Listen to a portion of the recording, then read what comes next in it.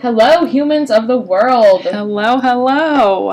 Welcome to Historia. It's a look at the past. This is episode 1, and today we're talking about kind of a big deal. Should I say it? I think we should. The Titanic! Woo! Alright, so we're going to take a look at the Titanic. But first you might be like, what are we doing here? What is this podcast about? Well, let's tell you about it. So I'm Kiley, and Jamie came to my mom's daycare at a young age, and that's how we met, and from there we've just basically grown up together, and now we are here doing a podcast. Look at us go. How many years later? 20? Oh, 20, it's been 20 years. 20 years. I'm not okay with that information. That. That's a lot to process. Our 20-year anniversary, here we are. Let's drink to that. Let's drink to that. Let's clink All it. Right. All right, you guys heard it here. By the way, if you do not have an alcoholic beverage, maybe grab one and buckle up for this journey. What am I drinking? I am drinking tropical passion fruit Moscato. Yes, passion fruit is my favorite fruit.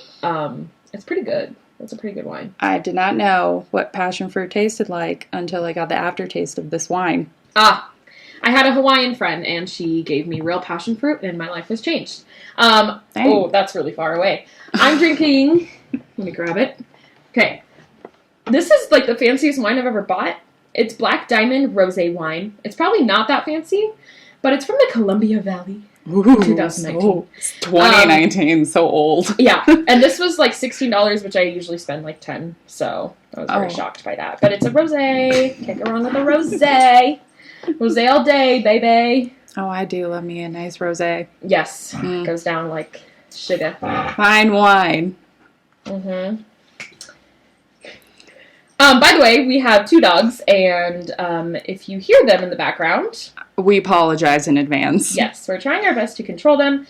They are both very young dogs, so they still have a lot of energy. Mm-hmm. So you might hear a bark, a growl, and if you do, it's fine.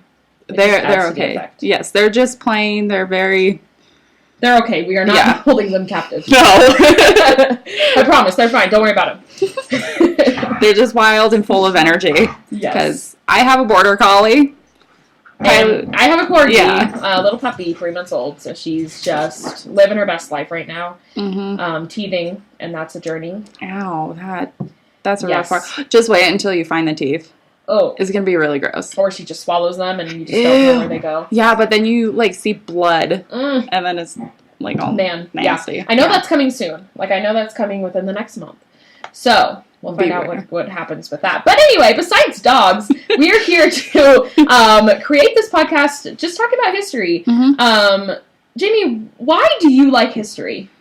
Well, I got my bachelor's degree in it.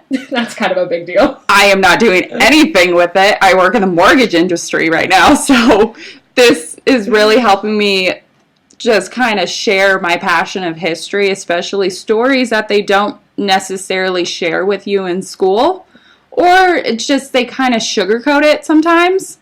So if it gets a little gruesome, just know that's how it was. Mm-hmm. Not history. Sometimes was written by the victors. Sometimes it's just brutal. Yeah. And we're here to tell the truth. Nothing but the truth. So or from what we find in our sources. Sources can be very back and forth because the older the history is, the harder it is to find. Yes. But we will try to dig deep enough. Now, as you guys heard, Jamie majored in this. However, I just think it's fun. I'm here for the good time. I like making fun of history. Obviously, there's a lot of things you gotta mourn and take seriously, but there's also just some funny stories that have to do with these big topics. So, I agree. Yeah, so you're gonna hear a lot of the serious stuff, but also just a lot of the dumb stuff. And I'm a teacher. I teach 5th grade, so this is my chance to teach history exactly how I want to. And talking to adults about it is very different. So I'm excited to do that. Yes, I'm excited.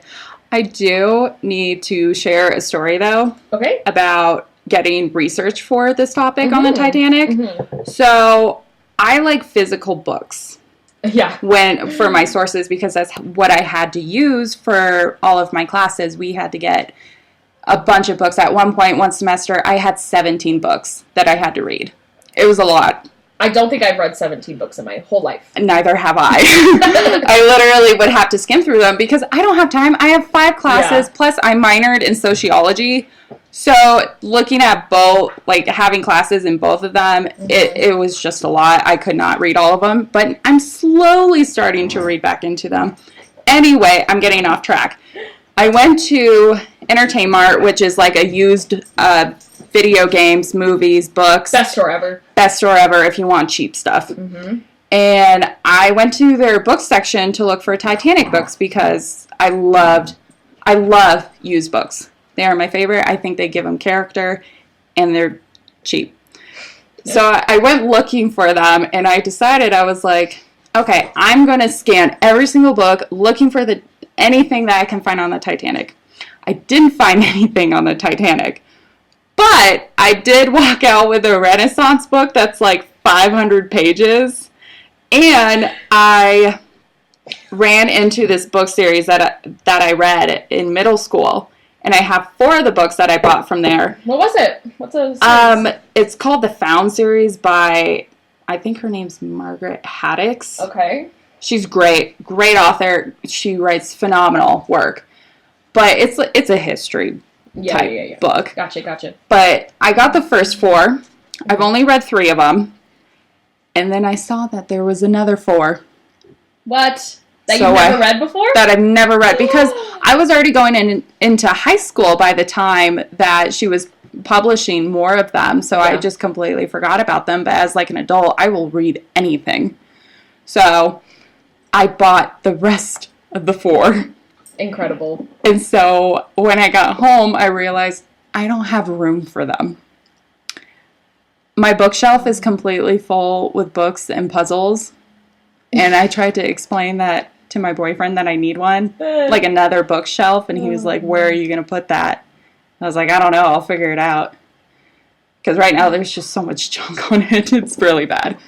So instead of getting Titanic books, I ended up getting books that I don't need. Some middle school books. Some middle school books. It's fine. Yeah. The only books I buy are for my classroom library. So I also only buy, like, children books. But, like, you have a reason to. Yeah. Well, you buy actual books. I don't ever. Sometimes, once in a while, I'll read a real book. But most of the time, I just don't feel like it. Like, if I'm being honest, I've tried to become more of a reader. But I can't. I don't know what it is.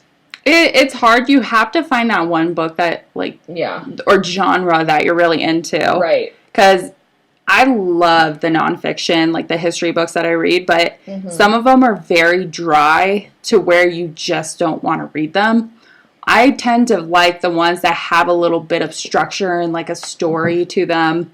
Not like a friggin' dramatization, like, story, but just, like, this, but, like, in a nice, like, flow, kind of gives it, it's not just so, like, this date, because we all know that we hated remembering dates. Yes. In high school, middle school, whatever, so.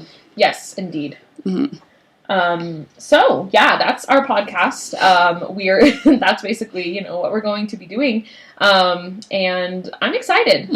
We came up with this idea sitting in a Red Robin. We were like, let's make a podcast. We've been talking about it for a while. Yeah. It's been in the works. We just couldn't really figure out what we wanted to do. But I think we always knew that, like, history would be involved in some way, just because it's fun. So. Yeah. And it's Jamie's thing. And I really love history. It's probably one of my favorite things to teach and just learn about. There's so much to learn about, like, because we're not just covering American history. No. I just want to get that right out in the open.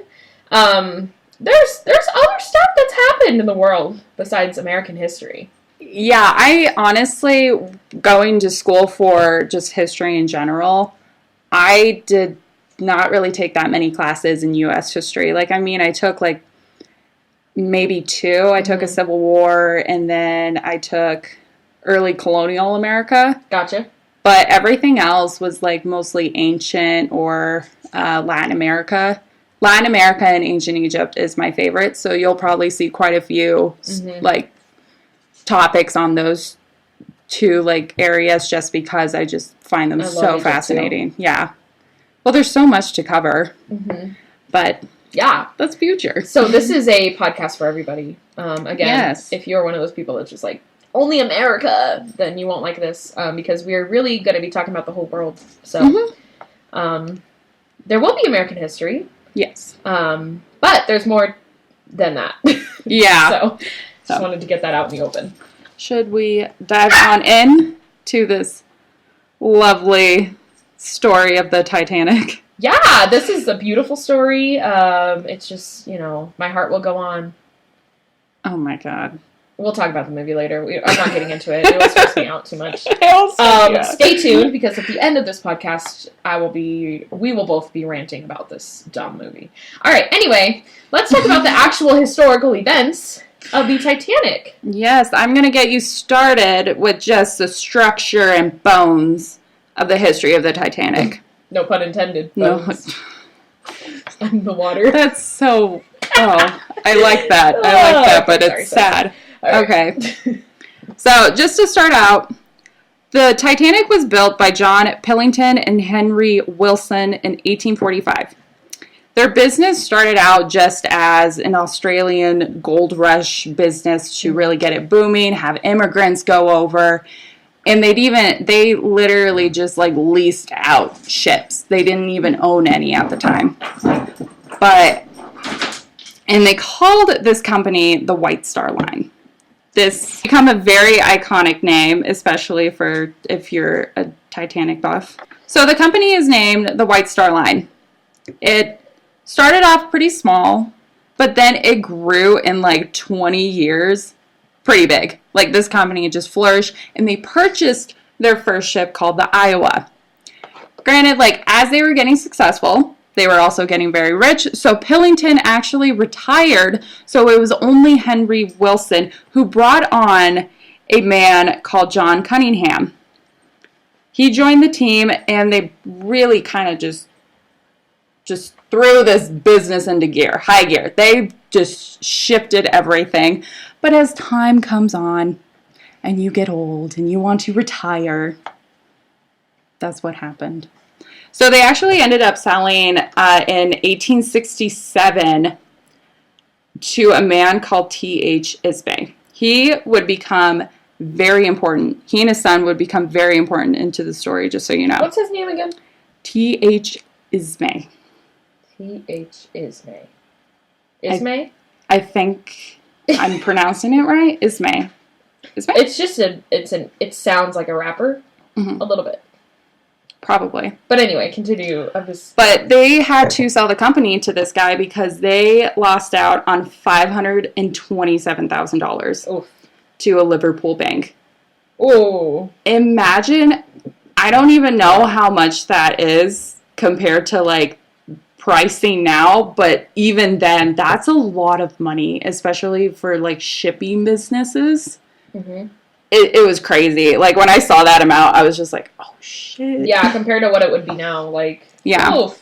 And we'll make sure that we post where we got all of our information, just so if you want to do a little bit more digging, because quite a few of my sources I did get from conversations from an actual survivor. He wrote a whole story. His name is, what's his name? Lawrence Beasley. He has a very interesting story, and then the other one was between a senator and the captain of the Carpathia, Arthur H. Rostron. They are very interesting people, and their story of how they describe the event is really interesting. We'll make sure to put that in the notes. Anyway, so this same year, the company was bought by Ismay as they lost that $527,000, and this guy just like swoops in. He's like, I'll buy your company. I'll take care of it. And he did. We love a man who keeps his promises. Yes, so they expanded pretty much the entire line. So they started adding iron steel ships. Like, they just expanded the industry because before that, they used smaller, but they were faster ships, so they were called clipper ships. Oh. So what clipper ships, I had to look this up because I had no idea what a clipper ship was. I don't know anything about ships. No, I know nothing. Yeah. So a clipper ship is pretty much just like a cargo ship, but what it's used for is very narrow where the bottom is, where like the keel, which means bottom. I looked that up too. And it helps go over the waves a lot smoother, so it gives them more speed. If this information is wrong, I apologize. It's what I found. Don't come for us. Do you know you know how the internet works? Okay, we shouldn't have to explain it. My dog is currently tangled in the microphone cord. Oh God! So, poor baby. Did you move? Did you get your leg out of there? You think? All right, sorry. You got her. One second. Okay, she is good. Also, if you heard a dripping noise, I was pouring more wine. Okay. Anyway. Okay. Keep going. So they added iron ships and steel ships, just so it would add more manpower, add a lot more. It was no longer wood, because steam engines became a thing. Right.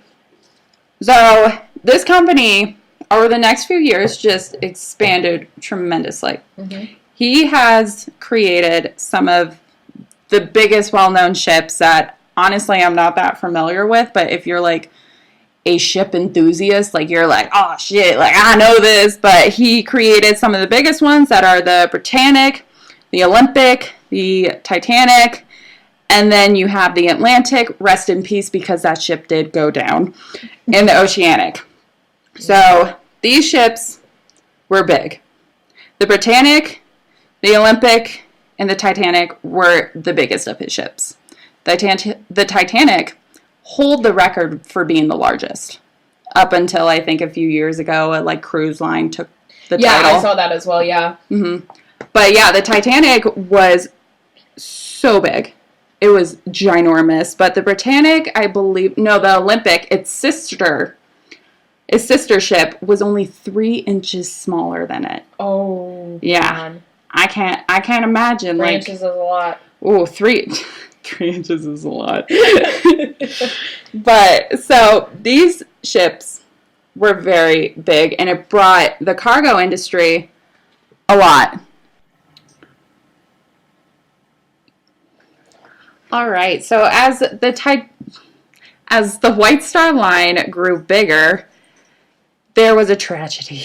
Mm-mm. There was a big tragedy. T.H. Ismay died in 1899. No! Yes! I was really rooting for him. Oh, yes. Well, he died. We all were rooting for T.H. T.H.? Is that his name? Yeah. T.H. What's it stand for? Did you find out? I did. Theodore? Let me guess. Theodore Henry. I think it was. No way. I don't know. I'm going to have to look it up. I think it was. I have to look it up. There's no way.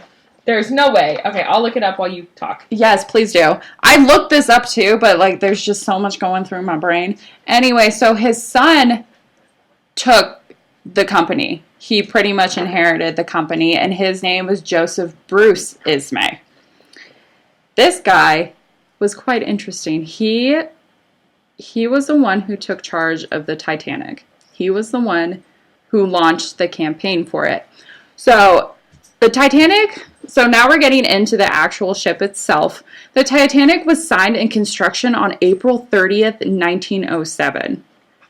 Now, this ship took sail in 1912. That's not a lot of time. What was his name? Real quick, I was very close, guys. It's Thomas Henry. I said Theodore Henry, so I got the middle one right. Well, his Theodore is such an 1800s right, name. That's why I really thought I was right there. But Thomas, Theodore, they're similar. Gotta love Thomas. Okay, I'm sorry. I will stop trying to figure out people's names. So his son, Joseph, took control of the company, and he is the one who created Titanic. So yes, it was constructed April 30th, 1907, but the construction started around that time in Belfast, Ireland, at the Harland and Wolff shipyard. This only took, from 1907 to 1912, so about 5 years? Yeah, yep. That's not a long time to build a ginormous ship. Fast. That is quite fast, but then again, I don't know how fast ships... Maybe that's not fast, but at that time, I feel like it would have had to be. Like, maybe not now. They had to have had so many people. Yeah. But, so the keel, though, the bottom of the ship was laid out 2 years later, so they completed that part, the bottom of it, the black part that you see if you look up, just look up a picture of the Titanic. That black part, that's the keel. So that was completed March 31st, 1909. About 3 years later, the launch date of the Titanic was May 31st, 1911. So that was just pretty much like, oh, the ship is getting done. It's getting ready to set sail. Like, be prepared. What year? 1911. Okay. Yeah, so it would still be like another year, almost like a little under a year. So it successfully passed all of its trials, even though how massive it was. Do you want to know how big this ship was? Yes, let's hear it. So I did a little bit of math today, more so just a Google research because I am awful at math. So the Titanic in length, for how long it is about 3 football fields. Wow. A little under. So it was about 883 feet long. That's a big ass ship. Wow. It was about 92 and a half feet broad, so it was wide. So it was very wide too. And from keel to where the deck was, it was about 104 feet tall. Oh. It was very, very tall. When we say it's big, we're not joking. No, it was the biggest at one point. Mm-hmm. She was a beast. So she was made from steel, so she has some serious strength for the time. Like, they called as what Lawrence Beasley, what I saw in it, he stated that this ship was the unsinkable lifeboat. Mm-hmm. That's an iconic thing. And yeah, in multiple sources, it's known as being unsinkable. That was like its big thing. Yeah, like that was a big title it was given. I feel like they would say that for every single ship. Like, right, every single new one. You don't want to be like, by the way, this ship might sink, right? So, like, you're not gonna get people to go on if you're like, it might sink. Like, who knows? So you have to say unsinkable. Like, I get it, but it's just so ironic. It really is.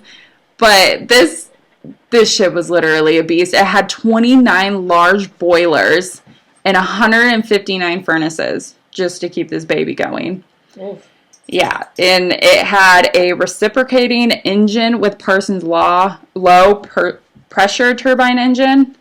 I'm guessing those were pretty high-tech engines for the time, and it added on speed. It gave way of a little bit more weight, and it really, really focused on passenger cargo accommodation, so it could fit over 2,000 people. And that's what they wanted, because they wanted people on their ship and also kind of pass through cargo and stuff. Like, it was a beautiful ship. If you look up pictures of it, it was classy. Gorgeous. Yeah. Even, I guess, if you look at the movie, it's still classy. Or you can go just to the museum in Tennessee, which is the weirdest place to have a museum. Yeah, I want to go. I do too. I think it'd be very cool.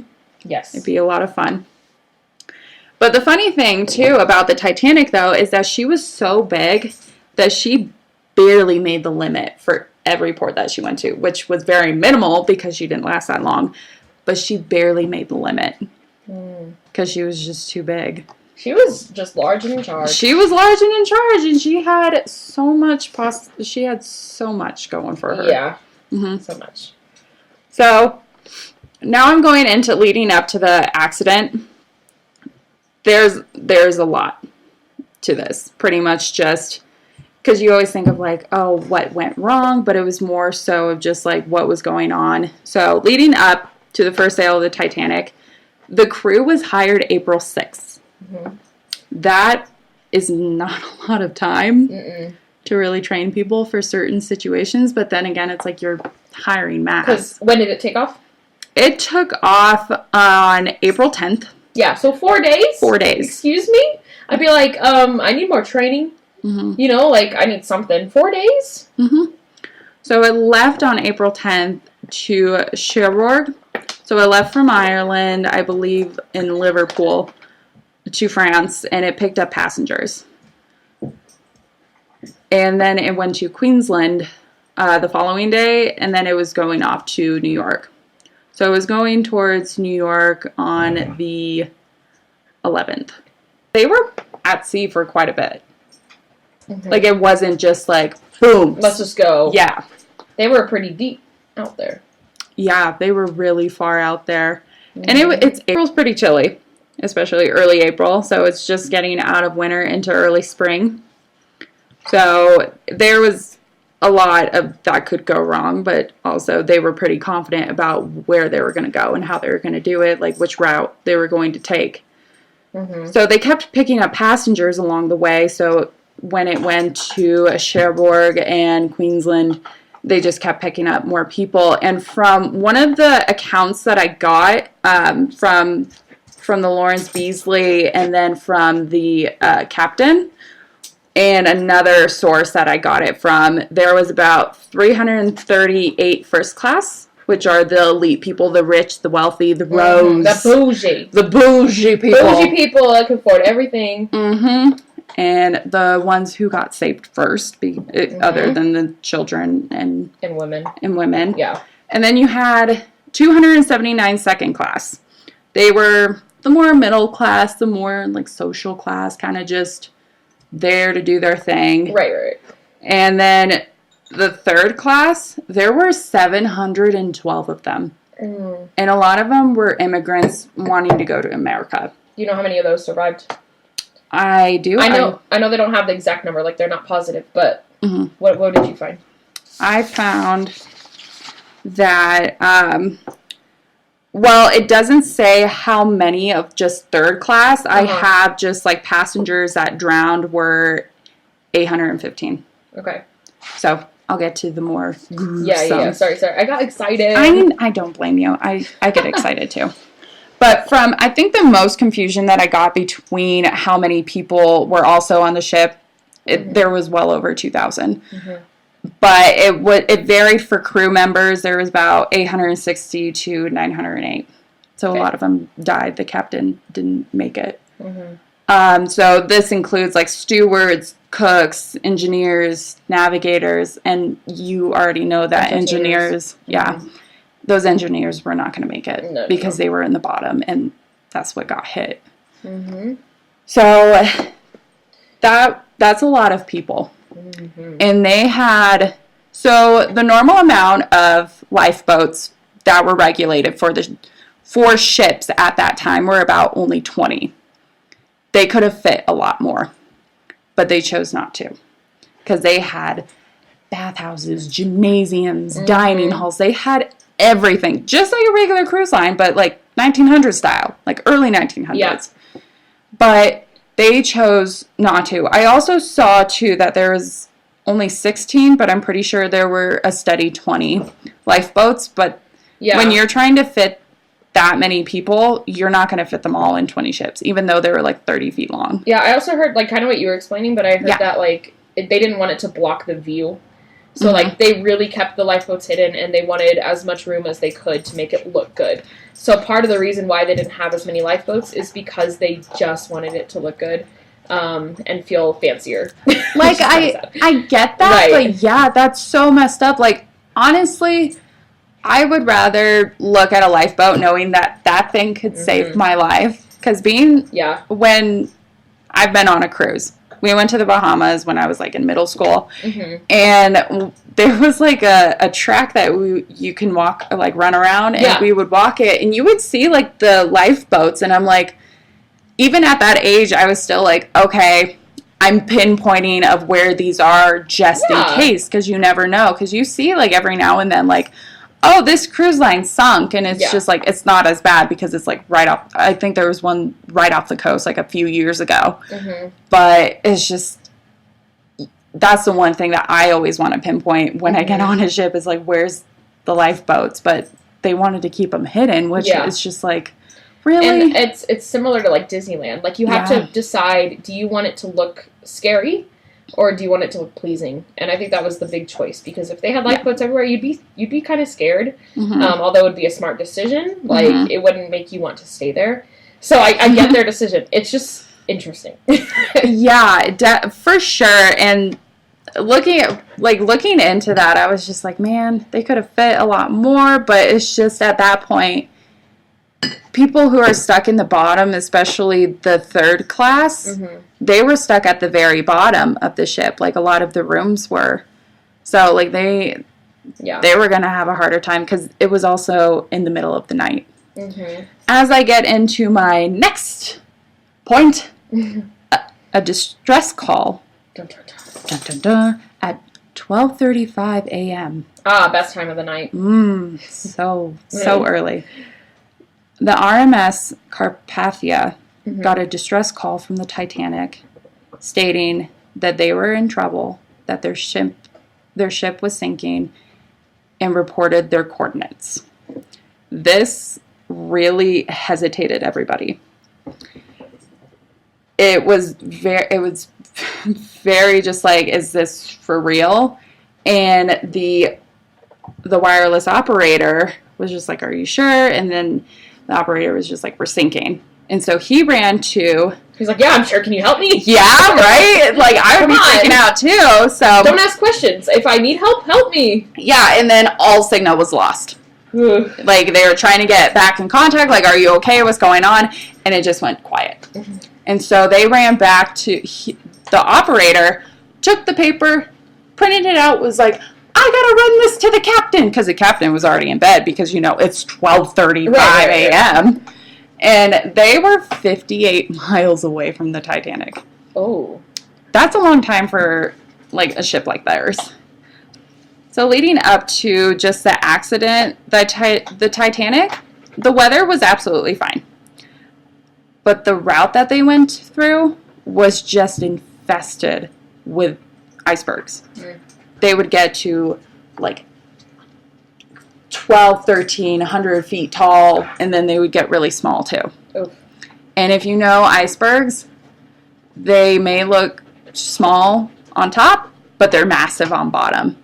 And so they're trying, like, imagine trying to swerve out of a freaking bunch of icebergs in your 883 long boat. Yeah. You don't have the best navigation for that. Right. So, and the iceberg that they hit got them right in the keel, the bottom of the ship.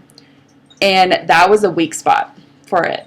Because it was so high. Yeah. There's not a lot to protect it. Right. And I know they saw the iceberg coming, but they couldn't swerve out of the way. Like, that's how big it was. It was like they weren't able to get out of the way quick enough. So obviously it's going to hit it. It's gigantic. Yeah, even a ship that big, you can't... It would take you a while just to swerve out of it. Like, maybe your little speedboat can, but, like, a giant ship like that, there was no way that they were going to get out of the way. Right. And a lot of times, like, it was hard. Like, you have people in the crow's nest looking out, and then other navigators, but they can come out of nowhere.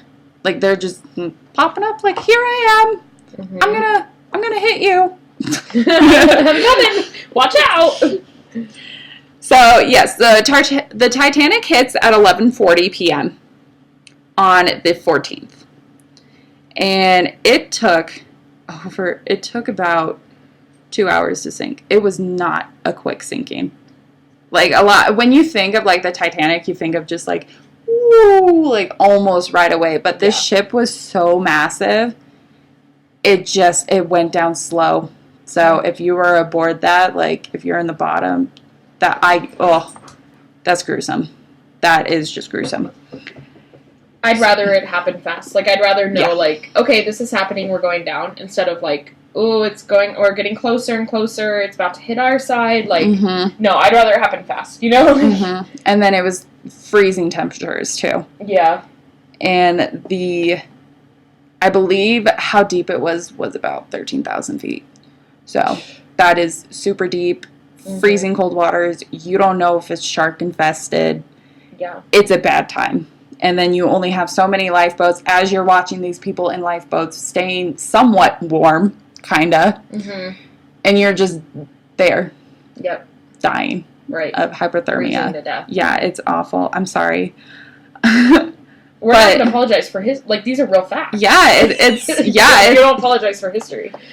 It's rough, but their coordinates, I looked it up. I didn't know what the little dash meant, because I did not do well in my geography course. But their latitude was 41 degrees, 46 miles north, and their longitude was 50 degrees, 14 miles west. As I was saying, the Carpathia was 58 miles away. So it took them full speed. Yeah. 3.5 hours. So the boat was long sunk by then. So they were just trying to save as many people as they could. Mm. But so Captain Arthur H. Rostron, he was asleep, and he was awoken to this news of the Titanic being like in a distress call.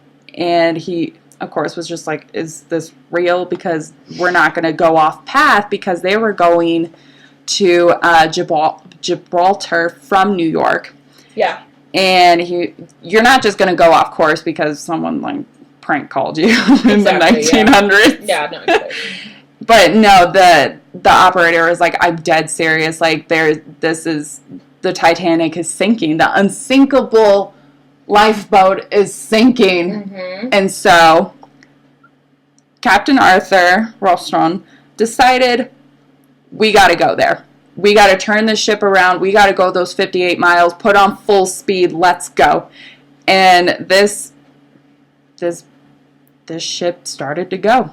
He was a great captain for that situation. Like, he got everything under control. I do want to add a little bit of information about the Carpathia, because I'm curious. I was quite interested, because I had never heard of that. Because before like we studied the Titanic, I didn't know anyone helped them. I didn't either, to be honest. They never taught us that. Yeah. We just learned about Molly and Brown. They probably deserve more credit than they're given, so let's give them the credit, Let's give them credit. So they were a passenger refrigerated cargo ship, established, completed in 1903.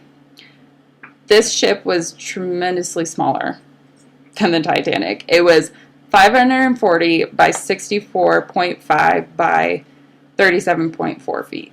Oh, yeah. It was a lot smaller. But it also was quite fast. And I do have to admit how great this ship was. It did get sunk in World War I. Oh. Or it was like at the end of World War I. It was after. But okay. It was in... I had a good amount of time to it. Yeah, it was in 1918 when it was sunk. Okay. It was June 17th. Did you memorize that date? No, I have it written down. Oh, it looked like you were like, I know the date. Well, yeah, I did, because I wrote it down. So I actually am not that bad with dates. I try to remember them. Like, if you ask me, like, a Disney movie, most of them I can give you, like, a set year date. Yeah, I've seen that. But anyway, the Carpathia was torpedoed by a German U-55 U-boat, which is really sad, because it had... It killed a bunch of people. Oh, wow. I know. So I'm like, ugh, freaking wars. We'll probably be covering World War I at one point.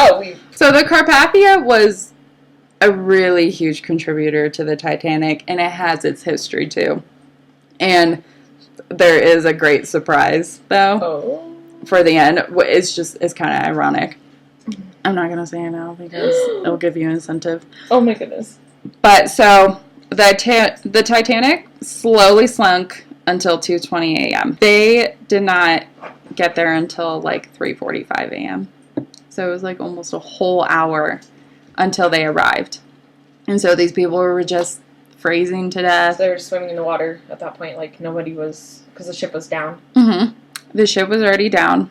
And so everybody was like freaking out, because what do you do in that situation? Like, do you think someone's coming for you? Probably not. I would have freaking lost my shit. Yeah. And just been like, I'm gonna die here. Yep, same. I guess. I guess that's just how it's gonna be. I just accepted my fate and been like, alright, I'm gonna freeze to death. Goodbye, world. Goodbye, world. This is the end. So the official date of the sinking of the Titanic was April 15th, 1912. It started the 14th. went into the 15th, so technically it was 2 days that it took to sink, even though it was only a couple hours.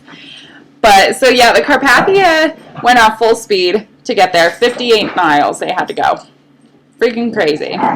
So along the way, as they were heading towards the Titanic, Rostron had all of his crew get ready for the survivors. Like, he made sure that his ship was prepared, because they also had people aboard. So you gotta set, like, okay, so I have my people, but I also have these people on the Titanic. Yeah, like, I gotta take care of mine, but I'm also... Did they mention... I don't know if you already said it, but did they mention how many people are on that one? No, I can't... I tried to look into it. Okay. But there were quite a bit of people, because I think it didn't fit as much as the Titanic, for sure. But it still had a fair amount of people, and of course they were very curious. They actually tried to do it kind of like hush-hush to, like, not scare the other people. Like, they were aware of what was going on, but they didn't want them seeing the bodies. Gotcha. So they used the dining halls to gather gear, like blankets, any, like, medical kit that they can use, like medicals. They got food for them because they were probably really hungry, very thirsty, because you can't drink ocean water. No. You'll die of dehydration. I would not recommend that. Yeah. But they did have coffee, though, for the workers, because they were going to be up all night trying to tend to these people. And I'm sure a lot of them had, like, wounds, gashes, just from, like, probably jumping off or just, like, ramming into when they hit. So it's like they didn't really know what they were going to see when they got there. Right. They also took very, very extreme precaution when heading towards the Titanic, because they knew that they saw all of the icebergs and they're like, oh shit, like this is what happened. Like, this is gruesome. Yeah. And it just... They pretty much just started hauling people from the lifeboats, from the water. They just kept pulling up people, and they got, like, the women and children. And what I read in the conversation that Rostron had with the senator was that they weren't freaking out to get up onto his ship. They were actually being very pleasant, going up, like, one at a time. Like, I'm sure they wanted to just as fast as they could, but they knew that could lead to even worse consequences. Like, they could fall in the water. Yeah, you have to be careful, even though it's terrifying. I think they were just so happy to get the help. Yeah. Because you don't know if you're getting help or not. Like, was the distress call, did it go through? Okay. So... now I'm getting to the really gruesome part, the death toll. If you have children around, tell them to go away. Because this is, unless they're old enough to handle it. I mean, it's not like, I'm not going to tell, like, how bloody and just, like, gruesome, like, oh, this dude was missing an arm. These are just not yet. These are the real facts. Yeah. There probably will be other histories, though, that will be... Don't let your children listen to this. This isn't a we're here to educate your children thing. This is a we're here to talk about history. I mean, you can, but we're educating them, but in a different way. Yeah, because we're drinking wine, but we're legal. I swear, we'll show you our IDs. Right. Anyway, so 815 passengers drowned. Yeah, that's a lot of passengers. 688 crew members drowned. So that was probably most of the engineers and a lot of other people. It's so sad. That's a lot of people. Just in all the bodies, too. Because they were probably floating up every now and then. Because they just had ships going back and forth just to look. And over time, like months or something, they would just have a body pop up in, like, the next year or two, and they'd be like, oh, that's a passenger from the Titanic, and they just washed up. And so they would pick them up, but there were 333 bodies that were found at sea, so just, like, randomly they found them. Right away or like after? I think progressively over time. Okay. Yeah. So, because they were probably getting loose from the ship like breaking or just whatnot. Yeah. But 328 were picked up by Canadian ships. So one of the Canadian ships that picked up the most was the Mackay Bennett. It picked up 306 bodies. 116 were buried at sea. So they pretty much got them, described them, kind of like, oh, blonde hair, blue eyes, died of drowning, and then they would give them a sea burial, which is like, that's cool. I would love to have a Viking burial, like, awesome. Yeah. But like at sea, it's just like, oh, your family members. Like, I wonder how they would react. But some of them probably they couldn't really give any like ID information, right? Because they didn't really have that. But 190 of the bodies were taken into port up in Halifax, and they took all of those bodies to a curling rink. Oh. Yeah, because it's cold, and they could really kind of identify the people. And I was reading, too, in some of my sources, they had, like, descriptions of the people, what they were wearing, what they had on them. So there was just pages and pages of victims of the Titanic that died, and just, like, they didn't really know who they were, but they had a description of who. And most people, like, they could be like, oh, yeah, my sister was on the Titanic. They didn't come home. Because they knew that they were going. So that's pretty much how they could get, like, their information, too. It's just... There's those people who, like, didn't have family or, like, nobody knew that they went on the Titanic. A lot of the immigrants. Yeah. Which I get, because it's hard to communicate. Like, yeah. Well, nowadays we could just be like, going on the Titanic! #, can't wait! Aren't they making a second one? I think so. I saw that, like, I feel like I saw that a couple years ago, but I don't know if it ever happened. Well, they're ever going to make it happen. Well, it's going to take forever if they're going to try to, because right. I would go on it. Yeah, I would too. Little daredevil me. Yeah. Dude. Let's go! Let's go. I would definitely dress up as, like, 1900s. Oh, yeah, we're going to act like it's back in I gotta learn all the slang. Yes. Just watch Titanic 1,500 times. Oh, geez. I refuse. That's a lot of hours. I mean, you probably would watch, like, the movie maybe, like, not even 100 times because it's so freaking long. I couldn't ever watch it even more than 3 times. I think I only got through it all the way once. Same. And it took me a week. Oh my god. Because I can't sit still, and 3 hours is a lot. Anyway, as I mentioned, movies coming later. We'll talk about it later. So, you have the Mackay Bennett, who picked up a majority of the bodies.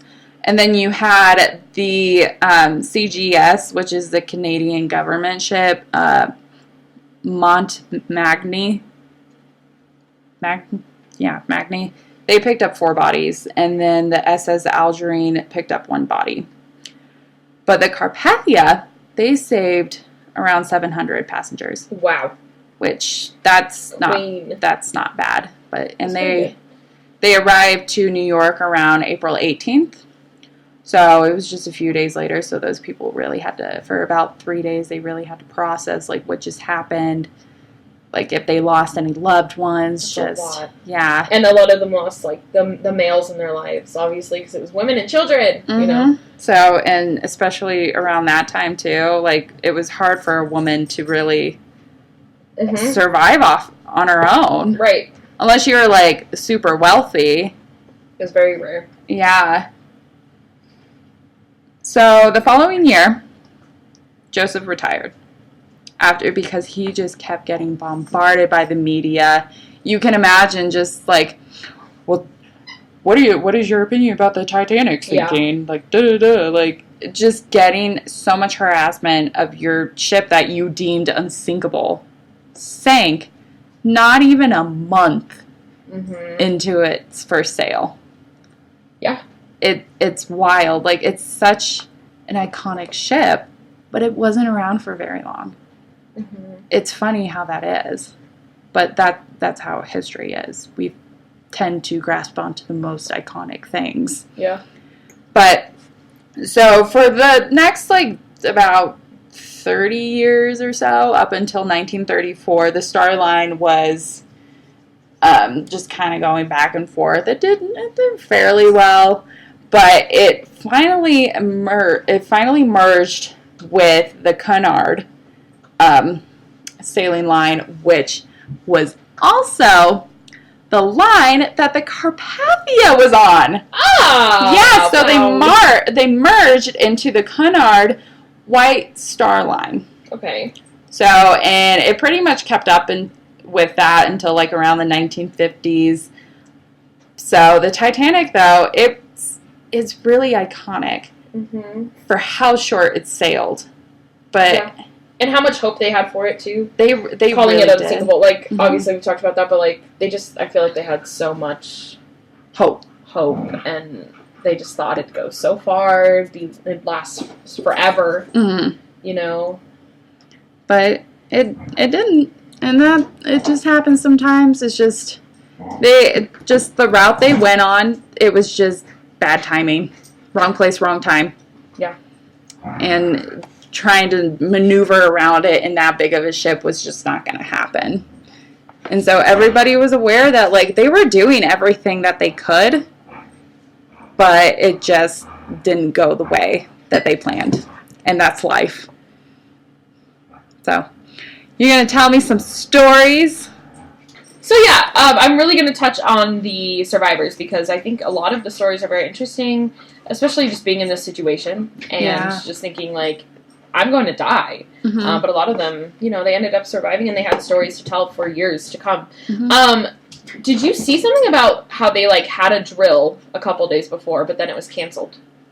No. Yeah, so they like had a safety drill that they were planning on doing, but they felt like they weren't prepared to do the safety drill because they had more stuff to get taken care of before. Oh my god. So and I think it's because what you were talking about where like they had to get trained in like 4 days, right? Yeah, and get going. So they had a drill. It was a safety drill where they were supposed to like practice evacuating the boat, etc. And it was canceled. So that was I thought that detail was just like, oh, it's one of those things like, oh, if only we did it. Oh my god. But yeah, there's a big story about a band, and this is debatable. Some people think the band is real. Some people think maybe not so much. But they have found instruments. Yeah. So, well, there had to have been a band on the ship, right, to entertain, and that was a big thing back then. So the big thing about this band, and you see it in the movie. Okay, I know I'm not trying to like talk about the movie, but it is in there. These details that people have thought they knew, where even survivors have talked about it. But there was a band that played until the last second. Like, they stood there, and they played music until it was fully sunk, to bring peace of mind to everybody that was there. So, I really love that. So, again, we don't know if that is 100% accurate. I know there was a band, but I don't know if they actually played till the last second. Because I feel like they'd be like, I don't know, let's get to safety. History is always exaggerated that way. Exactly. It's like a game of telephone. Right. So that would be beautiful. I hope it's real. Yeah. That's a great moment. But that is one theory that people have. So let's talk about some survival stories. Now, should I save the best for last? Heck yeah. Okay, I'm going to save the best for last. Not that, like, none of these people are great, too. But there's just one story that's just amazing. Iconic. So, let's talk about one girl. Her name was Eva Hart. Eva Hart was 7 years old. Her father died, and her mother and her survived. Now, this is the crazy part. Her mom walked onto the ship and instantly told her husband that she had a horrible feeling. Ooh. Like, she felt this weird, like, sense, I guess, in a way. Like, intuition that they should not be on the ship. Ooh. Yeah. So she actually sat there before they got on the ship. She begged her husband not to get on. Oh, that's the worst. Yeah. And of course he ended up passing away. But here's the interesting part. She was one of the last awake. So she was wide awake at 12:30 when all of this was starting to happen. The 7-year-old was. No, sorry. Oh. Her mom. Okay. I was just like, what? Yes. No, I think Eva was asleep. But her mom was awake. And so they were actually one of the first on the lifeboats because they had that big warning. Were they first class or second? I believe they were first class. I didn't get that information, but I believe that.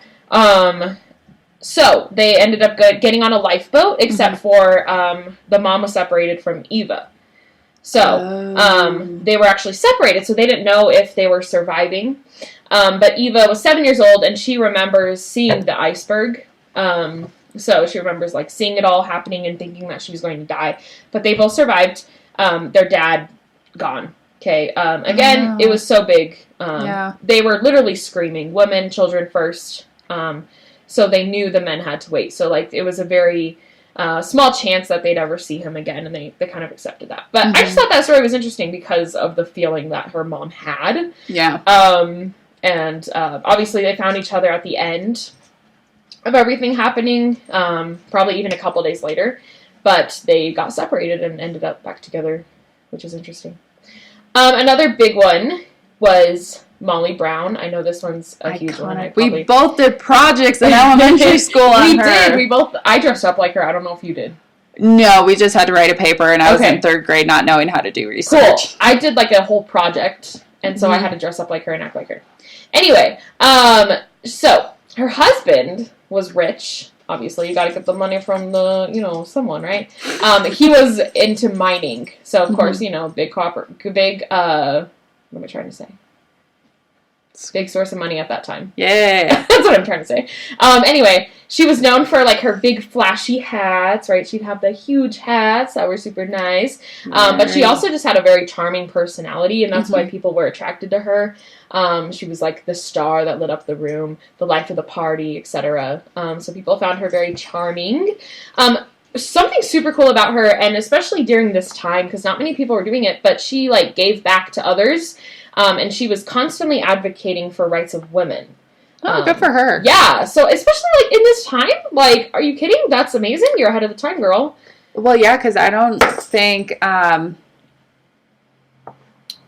women could vote yet. Right. I think it was, like, 1919. So, like, she can't even vote. And she's also advocating for children, and one of her main focuses was education. So, she saw how important it was, etc. So she was known for those reasons. I'm just advocating for other people. And that didn't change when she's on the boat, okay? Or on the ship, not boat. I shouldn't say boat. It's a ship. It's different. It's different. When she was in her lifeboat, she literally said that they needed to turn around and try to save other people. So she... even before she was on the lifeboat, she was helping other people on before herself. Yeah. So she was a big name, right? She's rich. She could have gotten on right away and been fine, but she made the decision to help people get on, and she even steered her own lifeboat. What a queen. We love her. Yes. Yeah, so then she's on her lifeboat, and she's basically arguing with everyone to turn around, and at this point, the ship had sunk, but she's saying, like, let's turn back. I know there's just the debris there left, but we can find more survivors. And she's telling the quartermaster this, and she even threatened to throw him off the boat. Hardcore respect. She was like, if we don't turn around right now, I'm throwing you off. Imagine her, like, yelling at this guy. Yeah, exactly. And her big fancy hat. Yeah, she's and her like, I guarantee, dress. no matter what the truth is, I guarantee she was wearing a hat at this time. She had to have brought it to the lifeboat. She had to have brought it. So she threatened to throw him off. She's literally like, we gotta turn around. Nobody actually knows if it returned or not, which is interesting. But that was a big story that was going around. And another cool thing about her, she's literally amazing. When they got rescued, she used knowledge of foreign language. So, like, there were people on her lifeboat that didn't speak her language, and she knew other languages. I didn't write down specifically what languages she knew, but she was able to communicate and even, like, console others, like, help them feel better. Yeah, because they went from Liverpool, they went to France. Right. There's people all over the world. Yeah. So. And then, this is my favorite thing about her. I always think, like, this is my favorite thing about her, but this actually is. I love this thing. So, after the sinking of the Titanic and once people got back home, etc., they're obviously, you know, the ones who were first class, and especially if they lost their husbands, their fathers, they're not doing too well. So she actually railed those first class passengers to donate to the ones below them. So basically, like, asking people who were super rich for money to help donate to these women who lost everything, like, literally everything. And she, because of her, like, determination, she raised over $10,000, which, again, like, that's thinking a of it, lot, especially nowadays, like, woo! Yeah. I don't even know how much that would be, but that's a lot. That is a lot. Okay. So that was Molly Brown. Iconic. We love her. We love her. She's amazing. I'm so glad I did a project about her. But I don't remember. Did you wear a funky hat? I did. Oh my gosh, I want to see a picture. Your mom I had to have a have taken. picture. I have a picture. I'm like, you have to show me. I will find it at some point. It's probably printed out because it's so old. It was awkward. It was like a history fair type thing. Where, okay. Like, everyone did a board. I think I remember this. Yeah. Because I was still going to your mom's daycare at the time, and I remember you were planning this project. Yeah. And I know that I was like, oh my gosh, I'm doing one too. Right. Yeah. And I was the only one dressed up in character. Oh. Which is fair. I'm a theater kid, so it worked. But everybody else was just, like, in their normal clothes, and I come in with this big hat and gloves. Like, I was so ready to be in character. Wasn't necessary. There was no reason to be, but I still was. I was ready. Did you get an A? Do you remember? I don't remember. I hope so. After all that effort, are you joking? Right. We also had to do this thing where we had to freeze until somebody hit the button. So people would come up and hit the button, and then you become that character. So you're, like, alive. That's probably where, because you went to an elementary school that was very theater-based, so that makes sense. Yeah. If I didn't go to that school, I don't know if I'd be where I am today. Yeah, I remember going to your plays in elementary school. Supportive best friend I am. Yes. Oh, yeah. Oh, those are the best. Okay, anyway, that was Molly Brown. Just a feminist icon at the time, especially, like, there weren't many leaders like that at the time, so no. I'm glad she existed. I'm glad she survived. Here's another guy. I can't say this one survived, but this was Captain Edward John Smith. Okay? Many people... I know, right? John Smith, okay. Many people blamed him, but he was honestly just listening to what he was told. Okay, so he was following the code, apparently, to what they were told to do, and honestly, in the guidelines, they were told that ice wasn't harmful, which is kind of like, but think about it, right? Like, you're hitting an iceberg. It's hard. I think they probably meant ice, but not an iceberg. That's different. So they didn't think ice would be harmful. And nobody actually knows what happened to him. Some said that he helped other people, but some say that he froze in panic, which, like, same. Right, like, just stand there, but, like a sim, right? But nobody actually knows what happened to him. But this is his last quote, pretty simple. He said, "Well, boys, do your best for the women and children, and look out for yourselves." So, that's kind of what caused everybody to focus on the women and children. Yeah. Which was such a big thing at that time. So... Okay, this one, I only have a couple more. This one was Milvina Dean. I hope I'm saying her name right. I love her. She was the last survivor, like the last one to live, if that makes sense, because she didn't die till 2009. Oh my gosh. Yeah, so here's why. She was 7 months old when she was on the ship. Oh, yeah. Oh my god, sorry. She was 2 months old. Oh my god. I said 7 months old, but I heard 2 months. I think it's 2 months. She was on the ship with herself, obviously. I don't know why I wrote that. Her mom and her brother. And some of the first third-class passengers to aboard a lifeboat. So they were actually third class and they were first to aboard. I was wondering if they were immigrants because there was no husband. So I'm guessing they're probably going to America. They had a dad, but he died. I forgot to mention. They were on there with him. Oh. So he never mind. I retract that. Yeah, I don't know why I didn't write and dad, but I know she was with her mom, brother, and dad. But I know her mom, her brother, and her were the only ones to survive. So, that's so sad. Again, another cause. Dad's dead, right? I wrote goodbye, Dad, because that's hard. Goodbye, Dad. But I just thought that was cool because she was 2 months old and she was able to, like, tell her story. Obviously, she doesn't, like, remember it. She probably hears it from her mother and her brother. Yeah. The stories. Exactly. But again, she was the last living survivor. So she died, what is that? 12 years ago? God, and imagine, too, like, the mother, like, just the postpartum, she probably 2 months after, like, my God, what a trooper. I know. Queen. Okay. I really thought I researched more people than this, but apparently I didn't. But that's okay, because these were like the big stories. Like, obviously, there's a lot of survivors. If you want to read more survival stories, go and look at them, right? But these were just the big ones that stood out to me for different reasons, and this one's my personal favorite. Mm-hmm. I'm going to butcher his last name. I tried to practice it, but I forgot. His name is Charles Joughin. Joughin? Joughin? Joughin. Joughin? Joughin. We're going to say that. Charles Joughin, and he was the chef on the Titanic. Okay, this is the best story, guys. Buckle your seatbelts. His family's from Ireland. All right, just thought you should know that. Oh, he's an Irish. He is. He wasn't born there. I forget where he's born, but he grew up there for a little bit. He survived because he was drunk AF. Like, just knocked out, basically, at this point. I mean, same. Right? Like, I would, if I ever am in this situation, I would go for the same approach. I am not a fan of being on a boat, and so I've gone for the same approach. So I get him. So I think Charles and I really vibe. I don't know where he's coming from. You vibe with him. It's honestly the only reason he survived, and they found this is because he had alcohol in his system. Well, because doesn't it like lower your body temperature or like to withstand colder temps? And I've noticed that. Like, have you ever drank a bunch and then you walk out in the cold and you can walk for miles and you don't feel it?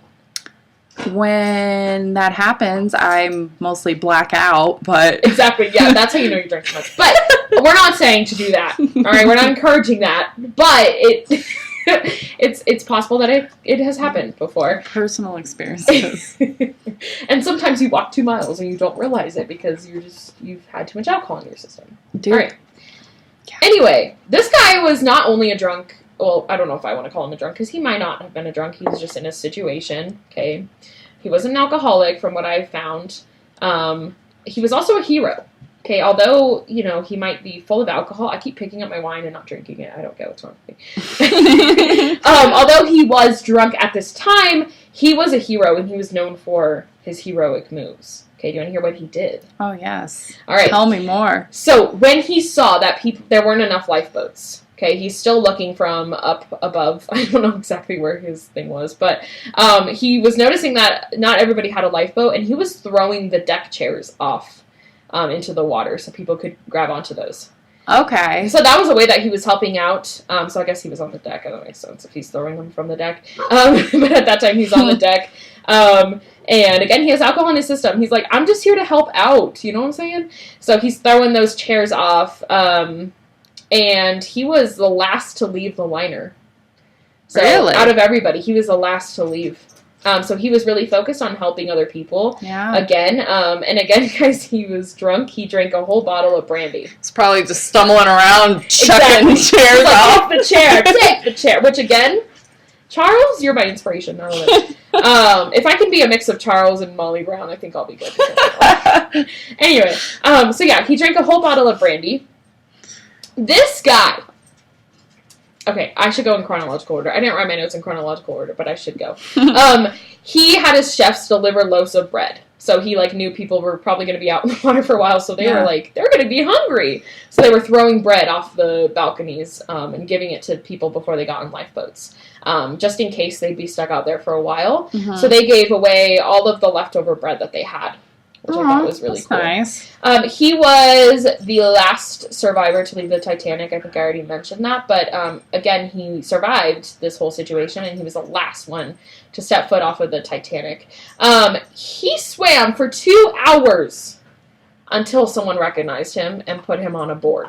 So obviously, since he's one of the last people gone, there's people that have passed him. Yeah. And so he, I just imagine him like drunk and just be like, I'm swimming in the water. I think they did a drunk history on this specific guy, and it was hilarious. I know, I need to find that. It was so funny. But yeah, so yeah, this man was swimming, okay, for his life for 2 hours. 2 hours in the freezing cold water. Didn't he have a life preserver, though? I don't know. I'm sure he did. I'm sure he did, yeah. So, when he was rescued and everything, the only thing that he had from this whole situation was swollen feet. Oh my god. Everything else in his body was perfectly fine, but he had some swollen feet. This dude's a champ. I'm telling you, I'm going to be like Charles. I do. Yeah. So that's all they could find wrong with him. And this did not stop him. After this, he ended up surviving another massive sinking. Oh my god! So this was only the first one. Oh my god! He was on the SS Oregon. Okay. It sank in Boston Harbor. Oh no. And again, he survived that one. But he eventually, and I think he was in the military at that time, but he died in 1956 in America. Okay, that's not too bad, because he was probably around like 30 or something. Yeah, so he lived a full life. I think he died at around 80 years old, 70 years old. Mm-hmm. So he lived a full life with stories to tell. Imagine this guy being your grandfather, like... Oh my goodness. Be like, I remember the day when I was in the Titanic. I was drunk. Off my ass, saving people, throwing deck chairs. People in Ireland, like, look up to this guy, like, one of their biggest heroes. And again, he's a hero, like, wanting to stay there and help other people, being the last one to leave. I could never make that sacrifice. I'd be like, I need to go with somebody I know. Yeah. So, I'm very impressed by his decision to do that. But those were those were the big stories. There's obviously more survival stories. Of course. I honestly was just like, nah, we'll just do a few, right? Mm-hmm. So if you want to look at more survival stories, definitely do so. There's so much information that you can, you can go to the library, find so many books on it, because it's such a huge topic.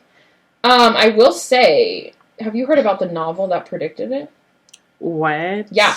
So there's a novel that actually, it kind of predicted it. I mean, it was obviously written in different ways, but it's called The Wreck of the Titan. Oh. That's the name of the book. Your cat is out. No! We'll come back. And so there's this novel called The Wreck of the Titan. Okay, Titanic, Titan, a little suspicious. I'm gonna say, a little sus, okay? And this book was about a fictional ocean liner that was unsinkable and didn't have enough lifeboats. Do you know when it was written? Mm-mm. I knew at some point, I just didn't write it down for some reason. Do you want me to look it up? Yeah, sure. So, what's it called? The Wreck of the Titan. Okay. If this is fake, guys, sorry.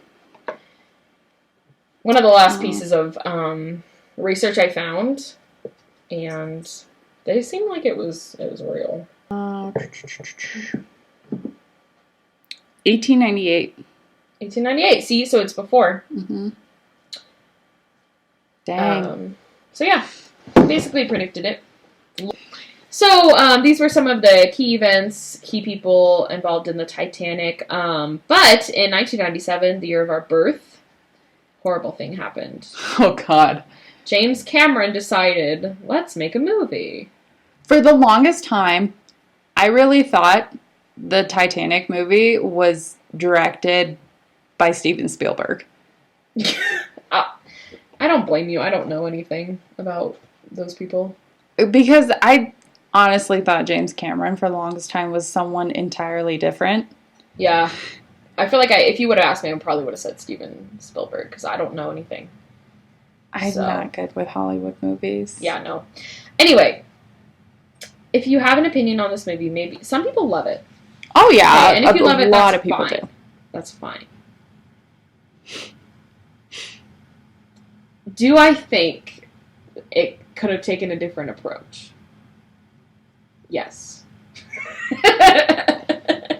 To focus on a love story where they just met, right? Like, didn't they just meet? I probably should have watched the movie again, but I didn't feel like it. Well, yeah, because Leonardo DiCaprio, Leo, my homeboy Leo, he he was a third class, I think. Yep. And he pretty much just, like, aboard ship, just kind of just hopped on, was like, I'm leaving here. Was she poor?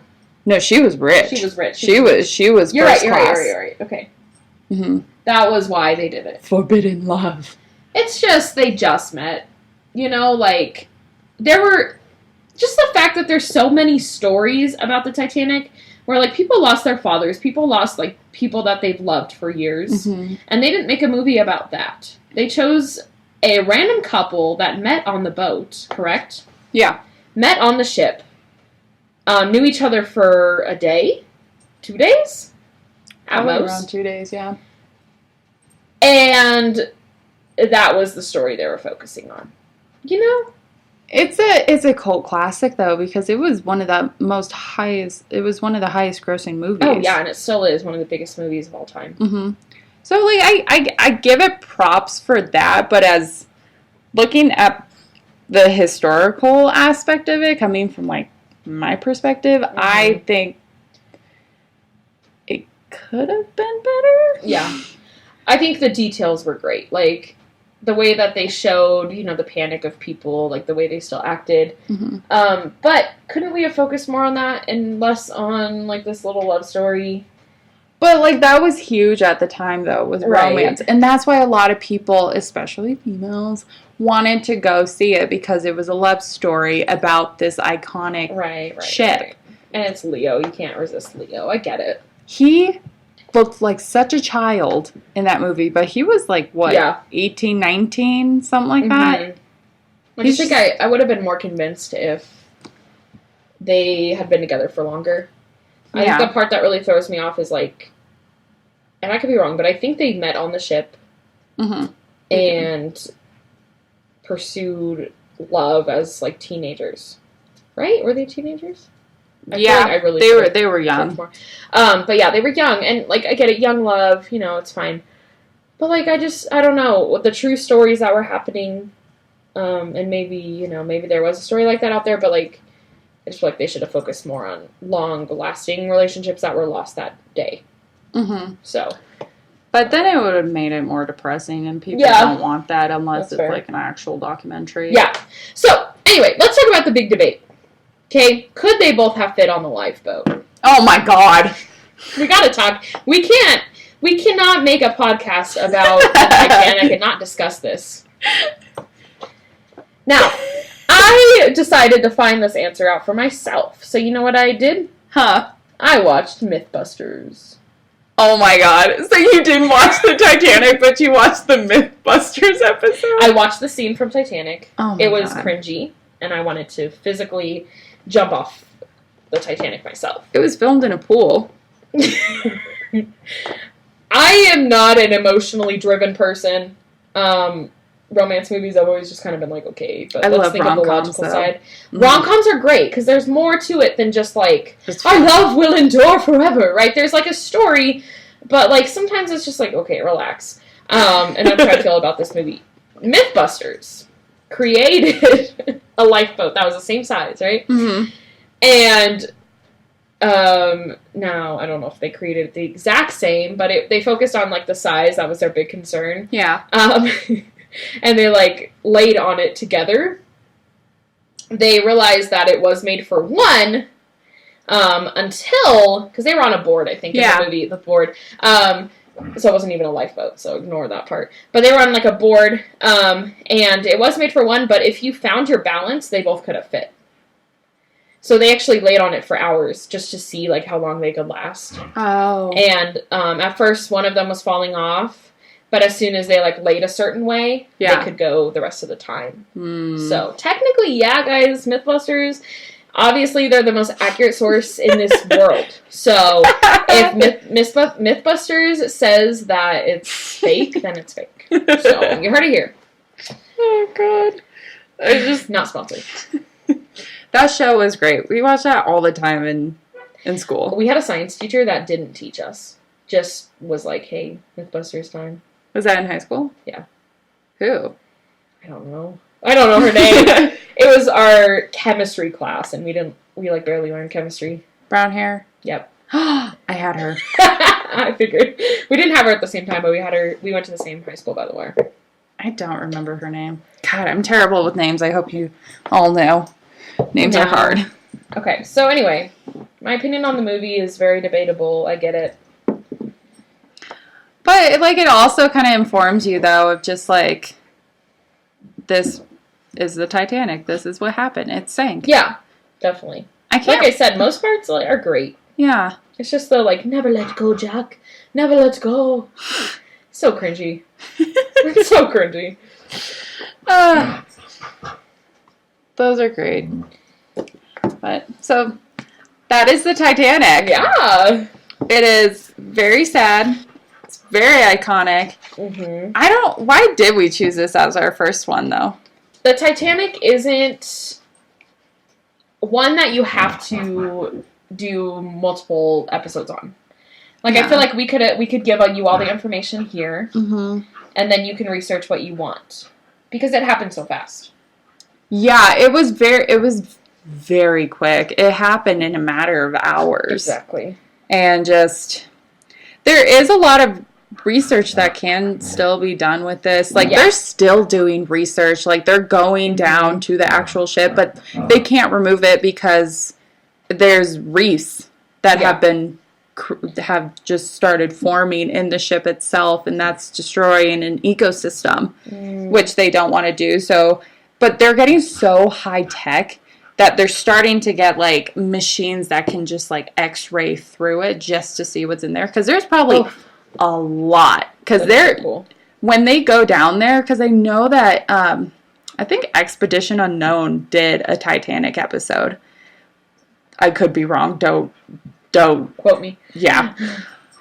But I did watch a show where I can't remember for the life of me what it was called, but they went down to, like, the Titanic and were just looking. There was just objects everywhere still. And of course you're going to get pirates to come and just get them and try to sell them. But at that point it's just like, really, is that necessary?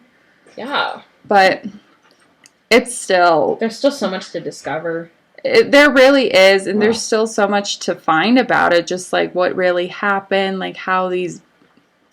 Granted, all these people probably died of drowning or just, like, freezing to death. Yeah. Yeah. But it's just so fascinating to see this ship that everybody thought that was going to be unsinkable, was going to be the world's greatest ship, go down in a matter of days. Right.